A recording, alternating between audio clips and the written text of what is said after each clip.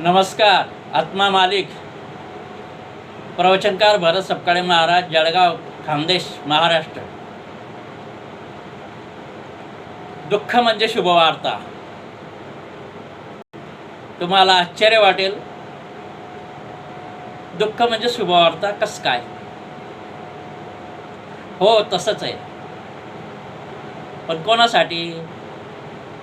ज्यांनी मागील जन्मात खूप पुण्य केलेलं आहे व ह्या जन्मातही खूप पुण्य करीत आहेत, अशांसाठी.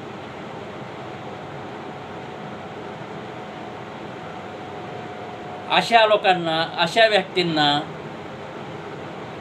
सत्संगाच्या माध्यमातून किंवा एखाद्या भाविकाच्या माध्यमातून सद्गुरू मार्ग मिळत असतो. सद्गुरू मार्गाने नामदीक्षा घेतल्यानंतर ध्यान, आत्मचिंतन करावं लागते.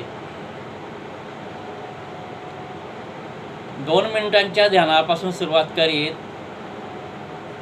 हळूहळू दररोज थोडं वेळ ध्यान वाढवावे. असे करत 4-6 महिन्यानं अर्धा तासाचे ध्यान लागू लागते. वर्षभरानंतर 1 तासाचे ध्यान लागू लागते. हे सर्व आपल्याला संसार करूनही करता येतं, कामधंदे करूनही करता येतं. आपले सर्व उद्योग केल्यानंतर सकाळी चांगला वेळ असतो ध्यानासाठी. ध्यानामुळे आपल्या हृदयातून आत्मप्रकाश पडतो, म्हणजे ज्ञानप्रकाश पडतो. ज्ञानप्रकाशमुळे आपल्याला विवेकबुद्धी सुचते. पण केव्हा सुचते? जेव्हा संकट येतात, समस्या येतात, चिंता दुःख सतावते, त्यावेळेस आपल्याला विवेकचा भरपूर उपयोग होतो. कशामुळे?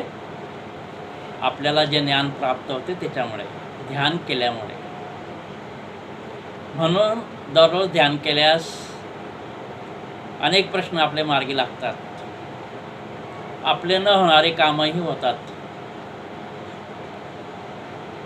आणि आपल्याला सर्वांना सांगू इच्छितो,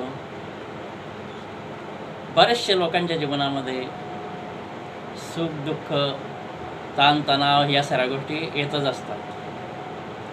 परंतु प्रत्येकाला दुःख चिंता आल्यानंतर सद्गुरू मार्ग, सत्संग मार्ग सापडतो असं नाही. कारण त्यांचे कर्म, चांगले कर्म कमी पडतात, पुण्य कमी पडतं.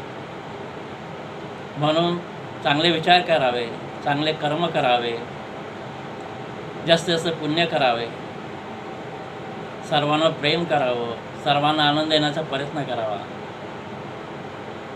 त्यामुळे आपल्याला ध्यान केल्याने आत्मप्राप्ती होते. आत्मप्राप्ती म्हणजे ईश्वरप्राप्ती. आपल्याला आतून ध्यानामुळे शांती, आनंदाचा अनुभव येतो. आपल्या हृदयात आनंद आहे, पण अज्ञानामुळे आपल्याला तो माहीत नसतो. म्हणून सद्गुरू मार्गाने ध्यान करावे. आत्मा मालिक. सर्वांना परिवारासह हार्दिक शुभेच्छा. धन्यवाद.